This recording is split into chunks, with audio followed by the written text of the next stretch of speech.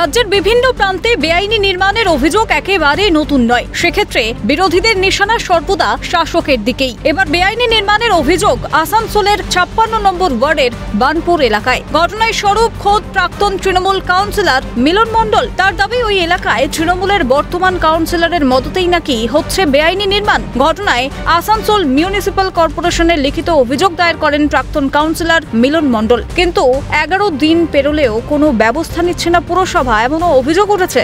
মন্দিরের ঠিক পাশেই একটা ইলিগাল কনস্ট্রাকশন চলছে।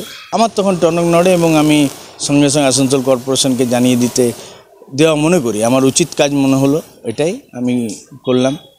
তারপরে নানান দিক থেকে আমার উপরে চাপও আসছে। যদিও আসানসোল 56 নম্বর ওয়ার্ডের ব্যুরো চেয়ারম্যান শিবানন্দ বাউরি জানিয়েছেন, বিষয়টি খতিয়ে দেখে ব্যবস্থা নেওয়া হবে। তারপরেই যে বাড়িটা বানাচ্ছে তাদেরকে আমাদের বানপুর বড়োতে ডাকা হয়েছে। তাদের কি প্ল্যান আছে, কি কাগজপত্র আছে, সব কিছু দেখবে, আমাদের ইঞ্জিনিয়াররা আছে, ওদেরকে ডাকা হয়েছে।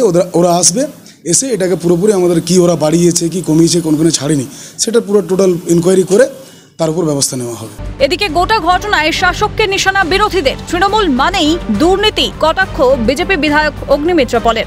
এক কাঠা জমির ওপর আপনাদের সামান্য একটু জমি দিলে আপনারা সেখানে প্রমোটারের সাথে হাত মিলিয়ে আপনারা বাড়ি তৈরি করে নেন, জানেন না? কদিন বাদে আপনারা যদি সরকারে থাকেন, ভগবানের যে আপনারা 26-এর পর যেন না থাকেন, কিন্তু যদি থাকেন তাহলে দামোদরের ওপর আমরা দেখব মাল্টি স্টোরেড বিল্ডিং হয়ে গেছে। অপেক্ষা করুন, বাংলার মানুষ দেখতে থাকুন। দেখুন, আজকে তৃণমূল মানেই হচ্ছে দুর্নীতি। প্রশ্ন, কবে বন্ধ হবে এই বেআইনি নির্মাণ কাণ্ড? কবেই তৎপর হবে পুরসভা? শ্রীরঞ্জন চট্টোপাধ্যায়ের রিপোর্ট, ক্যালকাটা নিউজ।